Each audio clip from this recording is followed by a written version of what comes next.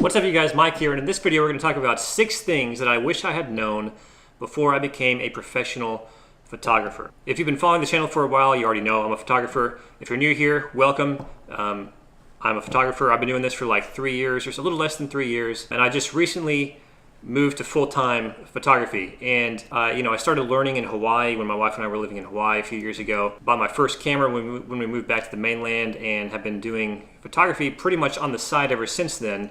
I recently moved to full-time, and there are many things that I know now that I wish I had known back when I was first starting. These are 6 of them. Let's get into it. Okay, the first thing I wish I had known, and these are not really in any particular order, but this is the first thing is a big one right here, and that's the amount of time it takes to learn everything and become somewhat decent at photography. You know, regardless of what type of photography you're into, whether it's landscape, cityscape, automotive, portraits, wedding, interior design, architecture, whatever, it's going to take a long time to learn because there are so many different moving parts and aspects to photography. So not only do you need to know how to operate your camera, you need to know the ins and outs of exposure, or you need to know the ins and outs of shutter speed, ISO, aperture. You need to know how to operate the menu of your camera. You need to know how to operate the lenses. You need to know the effects and the side effects of all these different things and how they all kind of work together to make a finished product. It takes time to learn all that stuff. And that's just one side of it. That's the science of everything. The artistic side of everything is placing subjects and what emotions you're going to try and bring out in your photos, or the rule of thirds, or are you going to use the rule of thirds, or you're not going to use the rule of thirds. You're going to use some other abstract way of framing things, and are you going to use leading lines or not? And then there's the editing part, and learning how to use Adobe Lightroom or whatever editing software you use, Photoshop, Luminar, or whatever, and learning all the tools in there. And I wouldn't say mastering everything, but getting to the point where you kind of know those like the back of your hand, and you can bring about the look that you're thinking about in your head into a finished product, which would be your photo. That takes time too. There's a lot of time involved, and takes a lot more time than I initially thought it would. And this is not to discourage anybody from trying to become a professional photographer. If you want to do that, go for it. But just realize it's going to take a long time. Start now. When I was first starting photography, I was watching YouTube videos. I was reading articles. I was sucking in as much information as I could to learn as fast as I could, because it was, well, for one thing, it was so much fun, and another thing, I really saw this as something that I could do in the future as a job or a profession. So I wanted to learn it and become better as quickly as possible. But there really is no shortcut. Don't get me wrong, watching YouTube videos, reading articles, following along with other photographers, maybe shooting alongside one, being an assistant for a wedding photographer or whatever, that will definitely help you speed up the learning process. But there is no substitute for failing and making mistakes, and you need to make mistakes and you need to fail, and this takes time. I feel like a lot of us grow up in a mental state where school trains us, or at least in my case, school trains us to think that failing is a bad thing and to avoid it at all costs. Photography is really something you have to fail at over and over and over again. That's one of the only ways you're going to get better. That and learning from other people's mistakes. At least that's been the case for me. Becoming good at photography, or good enough to be able to start earning some money from it, has taken me about 2 years. I've been doing photography for almost 3 years now. It took about 2 years of the 3 years I've been doing it to become good enough to start earning some money from it, and recently enough money to where I feel comfortable moving to photography full time. The second thing I wish I had known at the beginning of this process was how expensive good equipment is. You can get a basic camera setup with a kit lens or a couple kit lenses for not very expensive right now. The price of cameras has come way down. For example, the Sony a6300, which I've used pretty much ever since I started photography, was over $1,000 when I purchased it. Now it's like $750, and you can get a good kit lens or a good kit at that price. So things are coming down, but there is no substitute for quality gear. In general, you get what you pay for, and photography is no exception. Technology is no exception to that. This camera that I'm shooting on right now is $1,100. This is the Sony a6500. The lens I'm shooting on right now was like $400 or $450. The microphone, third-party microphone that I'm using, was like over $100. I forget. It was around $100, I think. The tripod that all this is set up on was about $200. And this is just for a single camera setup. I've got 2 cameras. I've got multiple lenses, 3 that I rotate through on a pretty regular basis. Another one that I use every now and then. So you can see how things quickly start adding up, finance-wise. Photography is not cheap, or at least quality photography that people would want to pay for is not cheap. You can get a good quality camera today for fairly cheap, like I said before, but to get pin sharp images where the corners aren't frayed at all, or like things don't blur out of the edges of the photo, where everything's pin sharp from top to bottom, those lenses are hundreds if not thousands of dollars. I'm currently saving up to upgrade my camera equipment.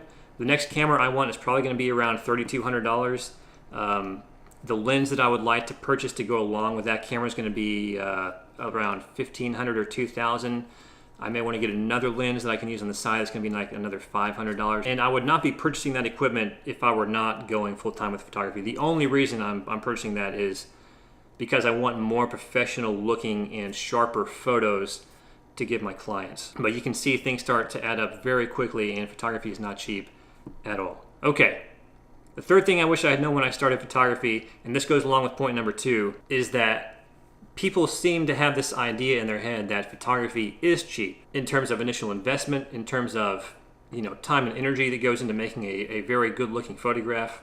Before I got into photography, before I knew anything about it, when I thought about photography, the first images that came to my mind, no pun intended, were people taking snapshots on their iPhones or their Android phones or whatever, or using a hand-me-down camera that you get from your parents or grandparents. I guess that can be the case if you want it to be, but the people earning all the money in the photography arena are using very professional equipment, and a lot of the time very expensive equipment, because they know the value of what this equipment brings them. I'm not saying that the equipment is the only factor when it comes to making a good image. It's not. It's largely the photographer, but subpar equipment is not going to get the job done once you know what you're doing. Once you know what you're doing, once you know the types of images you want, the quality that you want, you're going to quickly find out, just like I have, that things become very expensive very fast. And other people don't realize this, and I don't really blame them. I don't think photography is something that a lot of people think about day to day, other than the people who are actually doing photography on a day-to-day basis or semi-day-to-day basis. They don't realize the hundreds or thousands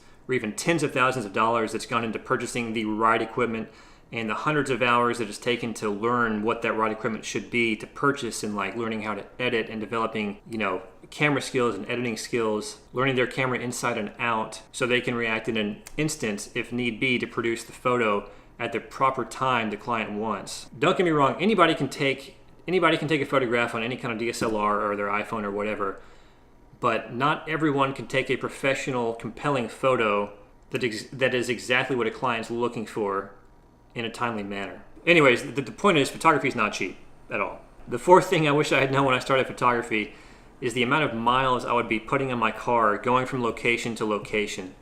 And this is more of an issue with landscape and cityscape photographers, I'd imagine, especially if you live like outside of a main city or somewhat far away from nice locations with good views and stuff. Or maybe even if you're a wedding photographer. I have no experience with wedding photography, but I would imagine if you do wedding photography, you're driving all over the place like all the time. So I'm not sure if I mentioned it before, but if I didn't mention it, my wife and I live in the suburbs of Atlanta. So Atlanta's about half an hour away with no traffic, and up to an hour and a half or 2 hours with traffic. Sometimes going into the city, I do a lot of driving. And then we're also about 2 hours away from, or an hour and a half to 2 hours away from anything remotely close to being very nice in the North Georgia mountains. So, 30 minutes at least into the city, and then an hour and a half at least in the North Georgia mountains. And so depending on where you live, if you're kind of like in the case like me where, you have some nice stuff around you, but it's very limited, and you kind of find yourself going to the same locations and kind of exhausting most of the compositions there are, you may find yourself driving out of state multiple times, driving a few states away, buying plane tickets to, travel cross country or even out of the country. And this is something I wish I had kind of realized when first getting into photography, because, things are totally different in Hawaii. It's like, you walk outside and drive 30 minutes in any direction and you see 100 postcard worthy photos. And it's just so easy to get a good shot over there. And here you really have to work for it. The fifth thing I wish I had known before getting into photography was the amount of copyright claims I would be filing. And I don't even want to I don't even want to talk about this. This is a sad one. And I think this goes back to like the kind of the misconception that people have that photography is cheap. It's even free sometimes. I cannot tell you guys how many copyright claims I've had to file on Instagram. There's one day I had to file like over 20 in a single day. And it's come to the point now where I've almost let it go. It perturbs me sometimes, but like, I'll see my photo being used on social media without credit. Sometimes I'll file a copyright report, sometimes I won't. It kind of feels like a waste of time now because I could be spending my time doing other things. I have drawn the line at people using my photos without permission for commercial items, and this has happened a couple times. There was one instance where a company, I don't want to name the company, but it's it's a local company here in Georgia, was using one of my photos for an advertisement. When I noticed this on Instagram, I saw this advertisement for their services come up on my feed, as like a promoted post or whatever they're called. And I'm like, this is my photo. I don't remember giving it to them or, giving them permission to use it, especially for an advertisement. Things like that happen, and it can be a real nuisance sometimes. All right. Sixth and final thing I wish I'd known before getting into photography was the amount of money that can potentially be had in this field. And there's a lot of it depending on what you're doing. I've found out firsthand that interior design and architecture pay a lot. Golf courses pay a lot. Wedding photography pays a lot once you get a certain client base. I know one wedding photographer who easily makes $4,000 in a weekend. So there's a lot of money to be had. I don't want you guys to mishear me though. This is not something that you can get rich quick doing. This takes, again, going back to my first point, this takes a lot of time and initial investment to learn and to purchase the right equipment and to get everything up and running. But there is a significant amount of income to be had here if you know what you're doing and if you can produce what your clients are looking for. I had no idea about that when I was first getting into photography. In fact, I wasn't even thinking about that when I was first getting into photography because I was just doing it because, I loved it. I mean, don't get me wrong, I wanted to pursue this as a professional career, but I had no idea the amount of potential income that could be had in this field. And, I think if I did, I may have started sooner. But again, don't mishear me, this is not get rich quick. In fact, it's far from that. I think if I'm adding up all the income that I've made with photography so far and dividing that by the amount of time that I've spent learning and practicing everything, I probably haven't even made $10 an hour yet. With all the hours that I put into it, probably not even $10 an hour. Not even kidding. That's probably on the high end as well. So this is not anything like a get rich quick, but you can make a good living doing photography. All right, guys. Well, those are the 6 things I wish I had known about photography before I got into it. I hope this was helpful. If you were thinking about getting into photography, like I said before, start. The sooner the better because it's going to take a long time to learn everything, and you're going to have to fail and do a bunch of trial and error and make mistakes, but your success is going to be built on those mistakes. So get those mistakes out of the way so you can build a nice foundation for your success to lay on. All right, hope you guys enjoyed it. See you in the next one.